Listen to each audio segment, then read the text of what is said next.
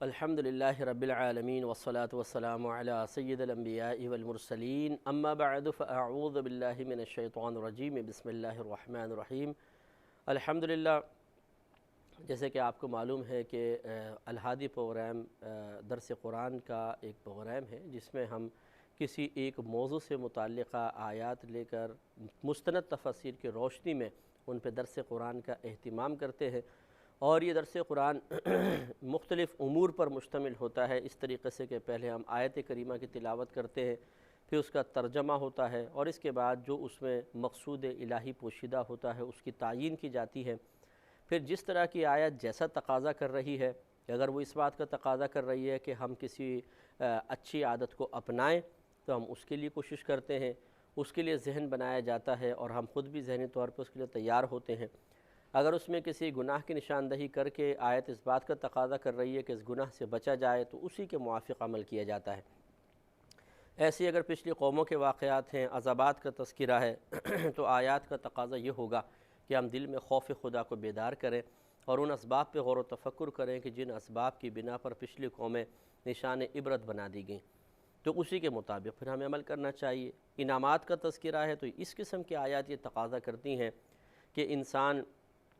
اللہ تعالیٰ کے انعامات پہ غور و تفکر کر کے اچھی طرح ان کو ذہن میں مستحضر کر کے ان کا نعمت کا اعتراف کرے، اقرار کرے، اور پھر اس نعمت کے حصول کے بعد جو اس نعمت کے حاصل کرنے کا تقاضا ہے اس تقاضے کے مطابق عمل کرے تو بہت ہی بہتر ہوگا۔ تو اسی لیے ہم یہ کوشش کرتے ہیں، اور اس میں پھر محاسبہ بھی ہوتا ہے، عمل کی ترغیب بھی ہوتی ہے، معاشرے میں پھیلی ہوئی برائیوں کی نشاندہی بھی ہم کرنے کی کوشش کرتے ہیں تاکہ، اور اس میں یہ نہیں ہے کہ صرف لوگوں کو نصیحت کرنا مقصود ہے، میں خود بھی اپنے آپ کو نصیحت کرتا ہوں، میں خود بھی کوشش کرتا ہوں کہ کوئی اگر برائی سامنے آتی ہے، اگر وہ بالفرض اس میں کوئی حصہ کوئی شائبہ محسوس ہوتا ہے تو اپنا محاسبہ کرنے میں شرعاً کوئی حرج نہیں ہے۔ بہت اچھی بات ہے کہ ہم سب اپنا محاسبہ کریں اور بری عادات سے، برے افعال و اعمال سے دور رہیں، اچھی عادات اور اچھے اعمال و افعال کو اختیار کریں۔ آپ کو پتہ ہے کہ موسیٰ علیہ السلام کا تذکرہ چل رہا ہے۔ غرق فرعون کے بعد اللہ تبارک و تعالیٰ نے موسیٰ علیہ السلام کے ذریعے آپ کی قوم یعنی بنی اسرائیل پر انعامات کا تسلسل فرمایا، لیکن انہوں نے ہر دفعہ اللہ تعالیٰ کی نعمت کو حاصل کرنے کے بعد کچھ نافرمانی کا سا راستہ اختیار کیا جس کا ان کو خمیازہ بھگتنا پڑا۔ اسی کا ہم ذکر کر رہے ہیں اور اس کی روشنی میں اپنا محاسبہ کریں گے اور غور و تفکر کریں گے کہ کہیں بنی اسرائیلیوں والی عادت ہمارے اندر بھی تو نہیں ہے۔ تو جیسے وہ اللہ تبارک و تعالیٰ کے غضب میں گرفتار ہوئے، اگر ہم دنیا میں اللہ کے غضب کے ظاہری اثرات سے بچ بھی گئے تو ایسا نہ ہو کہ میدان محشر میں عذاب میں مبتلا ہو جائیں۔ اس لیے دنیا میں غور و تفکر کرنا، اور اگر توبہ توبہ اس پہ ضروری ہے تو توبہ کرنا بہت ہی اپنے اوپر لازم اور ضروری تصور کرنا چاہیے، اور یہ کام موت سے پہلے کرنا ہے۔ اس لحاظ سے یہ ان آیات پہ غور و تفکر بہت ہی اہم ہے۔ آئیے اب اگلی آیات شروع کرتے ہیں۔ آپ کو معلوم ہے کہ سورہ بقرہ کی آیت نمبر 60 سے ہم چل رہے تھے، اب 61ویں آیت پر ہم پہنچے تھے۔ اس میں پہلے یہ سمجھ لیجئے کہ اللہ تبارک و تعالیٰ نے ان بنی اسرائیلیوں پر ایک انعام نازل فرمایا تھا کہ آسمان سے من اور سلوہ نازل ہوتا تھا۔ من جو تھا یہ تو ایک من اور سلوہ، ایک تو ان کے اوپر بٹیر کی طرح کا ایک پرندہ بھنا ہوا آتا تھا، وہ کھاتے تھے۔ دوسرا اس طرح شبنم کی طرح صبح جب یہ اٹھتے تھے تو پتوں پہ شبنم کی طرح ایک میٹھا مشروب ہوتا تھا جس کو یہ پیتے تھے تو بڑا خوش ذائقہ ہوتا تھا اور اس سے توانائی حاصل ہوتی تھی۔ ان کے لیے حکم شرع یہ تھا کہ یہ اس کو جمع نہیں رکھ سکتے تھے، جتنا نازل ہوا کھائیں چھوڑ دیں، جو بچ گیا چھوڑ دیں، خود بخود وہ اڑ جایا کرتا تھا، پھر اگلے دن آ جاتا تھا۔ اب یہ ان کے لیے بہت بڑا انعام تھا کہ گویا کہ اللہ تبارک و تعالیٰ نے انہیں ہر قسم کے ذریعہ معاش سے بالکل بے فکر کر دیا تھا، اور کسی قسم کی زراعت نہیں، کھیتی باڑی نہیں، ان محنت و مشقتوں سے محفوظ رکھا تھا۔ مطالبہ صرف اتنا تھا کہ نیک عمل کریں، گناہوں سے بچیں۔ لیکن انہوں نے ایک عجیب حرکت کی کہ اتنی عظیم نعمت اللہ تبارک و تعالیٰ کا طرف سے گوشت کا آنا، ایک بہترین مشروب کا ان کو ملنا، یہ ایک بہت بڑی اللہ تعالیٰ کی نعمت ہے، لیکن اس کے باوجود انہوں نے ایک عجیب و غریب مطالبہ کیا۔ اس کا تذکرہ اللہ تبارک و تعالیٰ نے یہاں فرمایا۔ ہم بھی دیکھتے ہیں کہ وہ کیا مطالبہ تھا، اور اس پر پھر اللہ تبارک و تعالیٰ نے اور موسیٰ علیہ السلام نے کیا ارشاد فرمایا۔ وَإِذْ قُلْتُمْ يَا مُوسَىٰ، اور یاد کرو جب تم نے کہا کہ اے موسیٰ، لَن نَصْبِرَ عَلَىٰ طَعَامٍ وَاحِدٍ، ہم ہرگز صبر نہیں کر سکتے ایک کھانے پر، یہ جو آسمان سے اتنی بہترین غذا نازل ہو رہی ہے ہم اس پر صبر نہیں کر سکتے ہیں۔ فَادْعُ لَنَا رَبَّكَ، تو آپ دعا فرمائیے ہمارے لیے اپنے رب سے، يُخْرِجْ لَنَا مِمَّا تُنبِتُ الْأَرْضُ، کہ وہ ہمارے لیے ان چیزوں کو نکالے جنہیں زمین اگاتی ہے، من بقلہا، جیسے کہ اس کا ساگ وغیرہ ہے، وقثائہا، اور اس کے کھیرا یا ککڑی وغیرہ ہے، وفومہا، اور یہ پیاز وغیرہ ہے، وعدسہا وبصلہا، اور اس کی مسور ہے، اور ککڑی یہ کھیرا وغیرہ ہے۔ تو یہ انہوں نے مطالبے کیے کہ یہ چیزیں ہمیں حاصل ہو جائیں، کھیرا ملے، ککڑی ملے، اور پیاز ملے، ہمیں مسور کی دال ملے، اللہ تعالیٰ ساگ نکالے، پالک نکالے، پتے نکالے، ان کو ہم کھائیں۔ قالا، تو حضرت موسیٰ علیہ السلام نے ارشاد فرمایا کہ اتستبدلون الذی ہوا ادنی بالذی ہوا خیر، کہ کیا تم اس چیز کو بدلنا چاہتے ہو کہ جو ادنا ہے اس سے جو بہتر ہے، یعنی گوشت ایک اعلیٰ نعمت ہے، ویسے تو ہر چیز اللہ کی نعمت ہے غذاؤں کے اندر، لیکن ان نعمتوں میں بھی افضل اور ادنا کا تصور ہے، جیسے کہ قرآن ہمیں بیان کر رہا ہے کہ جو گوشت نازل ہو رہا تھا وہ اعلیٰ غذا ہے، اور یہ زمین کی سبزیاں اور دالیں یہ ادنا غذا ہے۔ تو موسیٰ علیہ السلام کے سمجھانے کا مقصود یہی تھا کہ اللہ تبارک و تعالیٰ نے اپنے کرم و فضل سے ایک تو تمہیں ذریعہ معاش اختیار کرنے سے بے نیاز کر دیا، دوسرا کھیتی باڑی وغیرہ کی مشقت سے محفوظ کیا، تیسرا جو نعمت نازل ہو رہی ہے وہ اعلیٰ نعمت ہے گوشت، اور تم ان سب کو سے نظر انداز کر کے، ان انعامات کو، ان آسانیوں کو، ان سہولیات کو فراموش کر کے تم کہہ رہو ہو کہ یہ والی چیزیں، یقینی سی بات ہے کہ ان کے لیے ان کو محنت بھی کرنی پڑتی، سبزی اگانی پڑتی، پھر فصل کاٹنا، اتنے عرصے تک اس کی حفاظت کرنا، اور پھر اس سبزی کو کھانا، یہ تمام چیزیں جو تھیں بڑی مشقت والی تھیں۔ تو اس لیے آپ نے فرمایا کہ اتستبدلون الذی ہوا ادنا، کیا تم تبدیلی چاہتے ہو اس کی جو ادنا ہے، بالذی، اس کے بدلے میں، الذی ہوا خیر، جو اس سے بہتر ہے، یعنی گوشت کے بدلے میں۔ اگر ایسا ہے تو اہبطوا مصرا، تم اس شہر میں اتر جاؤ، فإن لکم، تو بے شک تمہارے لیے، ما سألتم، تمہارے لیے وہی ہے جس کا تم نے سوال کیا، وضربت علیہم الذلۃ والمسکنہ، اور ان پر ذلت اور محتاجی مسلط کر دی گئی، وباءوا بغضب من اللہ، اور وہ اللہ تبارک و تعالیٰ کے غضب کے ساتھ واپس لوٹے، ذالک بانہم، اور یہ اس سبب سے تھا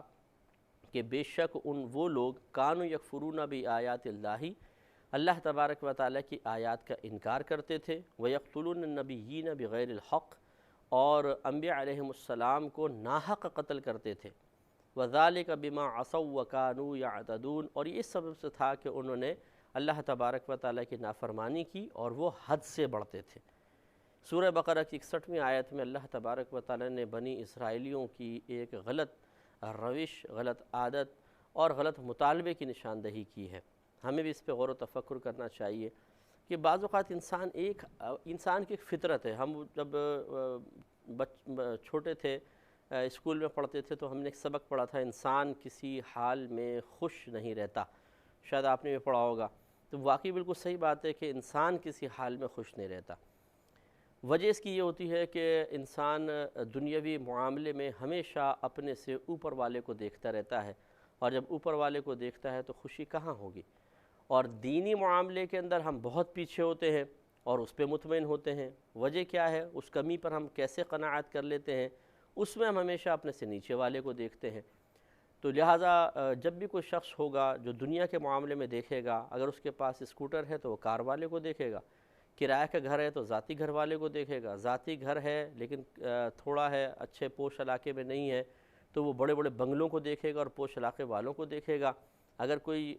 کسی کے پاس سینکڑوں روپے ہیں تو لکھ پتی کو، لاکھوں پہنچ گیا تو کروڑ پتی کو، اور کروڑ ہو گیا تو وہ ارب پتی کو دیکھے گا۔ عام لباس والا اچھے لباس والے کو دیکھ کر احساس کمتری کا شکار ہو رہا ہوتا ہے، اور اسی وجہ سے پھر دل میں جذبات نمودار ہوتے ہیں، دل میں ایک خواہشیں جنم لیتی ہیں کہ میں بھی ایسا ہو جاؤں۔ اور پھر ہوتا یہ ہے کہ ایک تو وہ زیادہ کی طلب کی طرف انسان بڑھتا ہے، موجودہ نعمت کا احساس ختم ہوتے ہی اس کی ناشکری میں مبتلا ہو جاتا ہے۔ اس لیے آپ نے دیکھا ہوگا کہ بعض لوگ یہ کہتے ہوئے نظر آئیں گے، یار اللہ تعالیٰ نے ہمیں دیا ہی کیا ہے، ساری زندگی ایسی گزار دی ہم نے۔ اب ان سے پوچھیں کہ آپ کے پاؤں بھی ہیں، ہاتھ بھی ہیں، آنکھیں ہیں، زبان ہے، صحت ہے، آپ کو اللہ تبارک و تعالیٰ نے بہت سی ذلتوں سے محفوظ رکھا ہے، کیا یہ اللہ کا بڑا انعام نہیں ہے؟ لیکن وہ اس کو دیکھتے نہیں، بس وہ اپنے سے اوپر والے کو دیکھ کر ہی اپنے بارے میں اپنا اسٹینڈرڈ جانچتے رہتے ہیں کہ مجھے کتنا ملا اور کتنا نہیں۔ اور دینی معاملے میں آپ یہ دیکھیں گے، اگر ایک ٹوٹی پھوٹی نمازیں پڑھ رہا ہے تو وہ یہ نہیں دیکھے گا کہ مجھ سے زیادہ عبادت کون کر رہا ہے، بلکہ وہ بے نمازی لوگوں کو دیکھے گا، بس یہ نماز نہیں پڑھتے، ہم تو پھر بھی نماز پڑھتے ہیں، ٹوٹی پھوٹی سے ہی پڑھتے تو ہیں، تو ہم ان کو دیکھتے ہیں۔ ہمارے نبی کریم صلی اللہ علیہ وسلم نے اس کے جسٹ اپوزٹ حکم ارشاد فرمایا۔ آپ نے ارشاد فرمایا کہ جب تم دنیاوی معاملے میں دیکھو تو ہمیشہ اپنے سے کم تر کو دیکھو، اور جب دینی معاملے میں دیکھو تو ہمیشہ اپنے سے اعلیٰ شخص کو دیکھو۔ تو یہ ایک بہترین تعلیم ہے کہ ہمیں چاہیے کہ اگر ایک شخص بے نمازی ہے وہ نمازی کو دیکھ کے شرم محسوس کرے، اگر ایک نمازی ہے تو وہ تہجد گزار کو دیکھے، اگر ایک جاہل ہے تو وہ عالم کو دیکھے، اور عالم ہے تو وہ مفتی کو دیکھے، اور مفتی جو ہے اپنے علم کی وسعت میں اضافے کی کوشش کے لیے اپنے سابقہ اکابرین کو دیکھے جن کو اللہ تعالیٰ نے بڑی علمی وسعت اور اس کے ذریعے بے تحاشا عزت عطا فرمائی۔ ایسے ہی ایک شخص اگر بالفرض قرآن کی بعض صورتیں یاد ہیں تو وہ حافظ قرآن کو دیکھے یا کثرت سے قرآن پڑھنے والے کو دیکھے، اس سے ترغیب ملتی ہے، شوق بیدار ہوتا ہے کہ یار وہ یہ کام کر رہا ہے میں بھی کر سکتا ہوں، پست ہمت ہی پیدا نہیں ہوتی۔ ایسا نہیں ہوتا کہ انسان اس کی وجہ سے ناشکرے پن میں مبتلا ہو جائے کہ یار وہ تہجد پڑھ رہا ہے میں صرف نماز پڑھ رہا ہوں، اے اللہ تعالیٰ کیا فائدہ، یہ تو میرے پاس بڑے کم ہے، ایسا اب خیال نہیں آئے گا، بلکہ ایک شوق آئے گا، ایک ترغیب ملے گی، ایک جذبہ نمودار ہوگا۔ اور دنیاوی معاملے میں ہمیشہ انسان کو اپنے سے نیچے والوں کو دیکھنا چاہیے۔ اگر ایک انسان ایسا ہے جس کو اللہ تعالیٰ نے بس ہینڈ ٹو ماؤتھ اس کا چلتا ہے معاملہ، بالکل مڈل کلاس کا ہے یا لوور کلاس کا بھی ہے، لیکن ایک اور لویسٹ کلاس بھی ہوتی ہے جو بیچارے فٹ پاتھوں پہ ہیں یا خیموں کے اندر زندگیاں گزار رہے ہیں، ان کے لیے واش روم تک بھی نہیں ہے، وہ کیسے نہاتے ہیں، کیسے بیچارے کپڑے دھوتے ہیں، آپ وہ مناظر بھی دیکھتے رہتے ہیں، پتھروں کے اوپر یہ پتھر لے لیا اس کے اوپر کپڑے دھو رہے ہیں اور بیچارے وہیں سب کے سامنے روڈوں پہ پڑے ہوئے ہیں۔ وہ اس شخص کو سوچنا چاہیے، مثلا کرائے کے مکان والا ہے تو یہ تو سوچے کہ مکان تو ہے نا میرے پاس، ترقی کے لیے کوشش کرنے میں کوئی حرج نہیں ہے، بشرطے کہ جائز طریقے سے ہو۔ ہماری بات ہو رہی ہے ناشکر پن میں مبتلا ہونا، نعمت کا احساس کرنا نہ کرنا، اس کے بارے میں۔ تو اب انسان کو چاہیے جو کرائے کے گھر میں وہ فٹ پاتھ پہ رہنے والے کو دیکھے تو اللہ کا شکر ادا کرنے کا موقع ملے گا۔ اسی طرح اگر تمام اعضاء سلامت ہیں تو ذرا جو اپاہج وغیرہ ہوتے ہیں ان کو دیکھیں، زندہ ہیں تو جنازے کو دیکھ کر عبرت حاصل کریں کہ آج یہ بیچارہ مر گیا، کچھ بھی نہیں کر سکتا، پڑا ہوا ہے، مجھے ابھی موقع تو ہے نا۔ اسی طریقے سے اگر ذاتی گھر ہے لیکن تھوڑی تنگ دستی ہے تو ان لوگوں کو دیکھیں جو بیچارے کرائے کے گھر کے اندر رہتے ہیں۔ اگر آپ کے پاس اسکوٹر ہے تو کار والے کو دیکھنے کے بجائے آپ ان لوگوں کو دیکھیں جو فٹ پاتھ پہ بیچارے ویگن اور بسوں کو ہاتھ دیتے ہوئے کھڑے ہوتے ہیں، اور پھر ویگن بس آتی ہے اور اس پہ وہ لٹکتے ہیں، اور بیچارے اتنی گرمی کے اندر صاف ستھرے کپڑے پہن کے آفس جانے والا جب ویگن سے باہر نکلتا ہے تو لگتا ہے یہ آفس سے واپس آ رہا ہے، حالانکہ وہ تو جا رہا ہوتا ہے، وہ کیونکہ پس جاتا ہے بیچارہ، اس کے پسینے، گرمی اور کپڑوں کی کریز خراب ہو جاتی ہے۔ آپ کو کم از کم اسکوٹر تو ملا ہوا ہے۔ تو یوں مطلب یہ کہ ہر شخص دنیاوی معاملے میں اگر اپنے سے نیچے والے کو دیکھے گا تو کبھی بھی زبان پر کمی نعمت کا شکوہ بیدار نہیں ہوگا، اور یہ ہماری بہنوں کو خاص طور پہ اس کا پریکٹیکل کرنا چاہیے اور بہت زیادہ کرنا چاہیے، اور اس کی بڑی ذمہ داری گھر کے سرپرست پر ہے۔ گھر والے بسا اوقات خواہش کا اظہار کرتے ہیں یا شکوہ شکایت کرتے ہیں، ان کے شکوہ شکایت کے جواب میں ٹینشن میں مبتلا ہو کر حرام حاصل کرنے کے منصوبے بنانے سے بہت بہتر ہے کہ ان کو اس بات کا احساس دلایا جائے کہ اللہ تبارک و تعالی نے تمہیں لاکھوں سے بہتر رکھا ہوا ہے، لہٰذا ان کو دکھائیں کہ دیکھیں ہم سے کمتر لوگ بھی ہیں۔ لیکن اس کا مطلب میں پہلی عرض کر رہا ہوں یہ نہیں ہے کہ بس یہ دکھا کر دیکھو تمہیں کرائے کا گھر تو ملا ہوا ہے، دوسرا تو فٹ پاتھ پر ہے، اور یہ کہہ کہ چادر اوڑھ کے سو گئے، یہ نہیں۔ آپ اپنی ترقی کے لیے کوشش ضرور کریں، اس کے لیے عملی قدم اٹھائیں، جائز طریقے سے عملی قدم اٹھانے میں کوئی حرج نہیں ہے۔ ہمارے نبی کریم صلی اللہ علیہ وسلم کا یہ فرمان عالی شان ہے کہ اگر کسی شخص کا انتقال ہو اور وہ اولاد چھوڑ کر جائے تو ارشاد فرمایا کہ اس اولاد کو مالدار چھوڑ کر جانا اس سے کہیں بہتر ہے کہ اس حال میں چھوڑ کر جائے کہ وہ دوسرے کے سامنے ہاتھ پھیلا رہی ہو۔ تو اس لیے یہ ایک احساس دلایا گیا کہ تم صرف اپنی لائف کو مت دیکھو، تمہارے اپنے گھر والوں کی بھی ایک لائف ہے، اور اپنے مرنے کے بعد کو بھی سوچو کہ تمہارے گھر والے کس طرح گزارا کریں گے، کیسے نہیں۔ تو معلوم ہوا کہ ان امور پہ توجہ کرنا، ان کے بارے میں غور و تفکر کرنا، یہ کوئی مطلب دنیا داری نہیں ہے۔ جیسے بعض لوگ اپنی جان چھڑانے کے لیے بولتے ہیں، او جی دنیا کے بارے میں ہم غور و تفکر نہیں کرتے، بس آخرت کے بارے میں، آخرت اچھی ہو جائے کافی ہے۔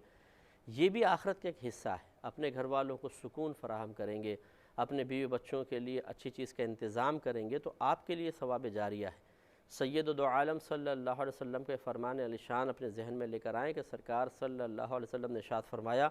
کہ انسان اپنی زوجہ کے منہ میں حلال کا جو لقمہ ڈالتا ہے، اس پر بھی اللہ تبارک و تعالیٰ اسے صدقے کا ثواب عطا فرماتا ہے۔ سیاہ ستہ کی روایت ہے۔ ایسے ہی سید دو عالم صلی اللہ علیہ وسلم نے ارشاد فرمایا کہ سب سے بہترین صدقہ جو انسان کرتا ہے وہ ہے جو اپنے اہل خانہ پہ خرچ کرتا ہے۔ تو اس کو باقاعدہ صدقہ قرار دیا ہے، حالانکہ یہ آپ اپنی حاجت پوری کر رہے ہیں، اپنی ضرورت پوری کر رہے ہیں، یہ اصل میں ایک آپ پر ذمہ داری ہے جس ذمہ داری کو آپ ادا کر رہے ہیں، لیکن اس کے باوجود اللہ تبارک و تعالیٰ اس پہ صدقے کا ثواب عطا فرما رہا ہے، تو یہ اس کی بہت بڑی کرم نوازی ہے۔ تو اس لیے خلاصہ کلام یہ ہے کہ ہماری ہرگز اس بات سمجھانے سے اس بات کی ترغیب دینا مقصود نہیں ہے کہ آپ نکمے اور نکھٹو ہو جائیں اور اپنی ترقی کے بارے میں غور و تفکر ہی چھوڑ دیں، ایسا نہیں ہے۔ آپ آگے بڑھنے کے لیے مطلب دنیاوی آسائشوں اور سہولت کے لیے اگر جائز کوشش کرتے ہیں اور جائز سہولیات حاصل کرنے کے لیے تگ و دو کرتے ہیں تو شریعت اس سے بھی منع نہیں کرتی ہے، یہ بھی جائز ہے۔ لیکن اصل جو ہمارا مقصود ہے وہ دو چیزیں ہیں۔ ایک کمی نعمت کا احساس اس کو نکالیں اور یہ سوچیں کہ اللہ تعالیٰ نے جو مجھے بظاہر نعمت کی کمی لگ رہی ہے وہ اگرچہ ہوگی ٹھیک ہے، لیکن اس کے باوجود بھی اللہ تعالیٰ نے مجھے بہت کچھ عطا فرمایا ہے۔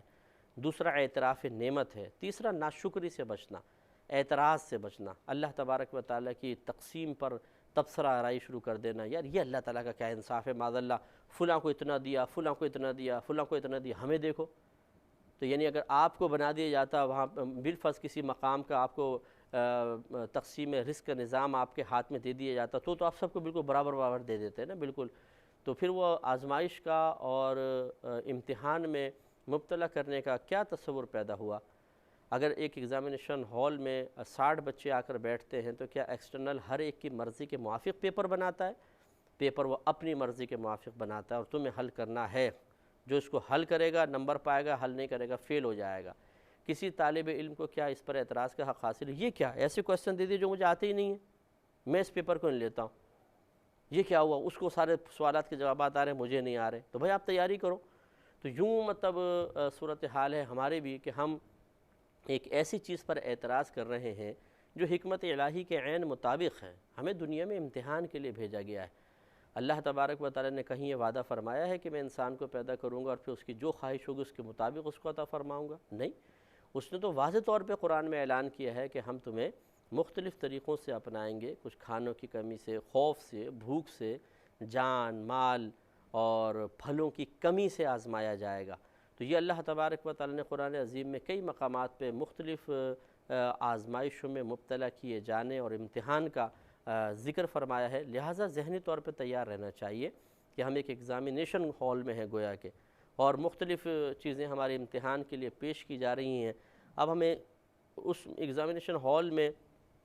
امتحان گاہ میں بیٹھ کر یہ نہیں سوچنا کہ جی میری مرضی کے موافق کیوں نہیں ہو رہا، بلکہ ہمیں اس جو سامنے سوال کر رہا ہے اس کی مرضی کے موافق جواب دینے کی کوشش کرنی چاہیے۔ اسی طریقے سے سب بس یہیں پہ ٹکراؤ پیدا ہوتا ہے کہ ہم یہ چاہتے ہیں کہ زندگی گزرے میری مرضی کے مطابق، کھانا پورا ہو، کپڑے ہوں، میں گاڑی مانگوں گاڑی مل جائے، میں اشارہ کروں پانی آ جائے، بجلی کی فراوانی ہو، سب نعمتیں مجھے حاصل ہو جائیں۔ تو پھر اگر یہ سب آپ کو نعمتیں حاصل ہو جائیں گی، بتائیے امتحان کس چیز کا رہا؟ اور بہت ہی معذرت کے ساتھ یہ آخری بات انشاءاللہ کہ کیا ہم اس قابل ہیں کہ ہمیں ہر نعمت مل جائے؟ ہم اللہ تعالیٰ کی کتنی فرما برداری کر رہے ہیں، اس پر بھی غور و تفکر کرنے کی ضرورت ہے۔ اللہ تعالیٰ سے دعا ہے کہ جو کچھ سنا اس پر عمل پیرا ہونے کی توفیق عطا فرمائے۔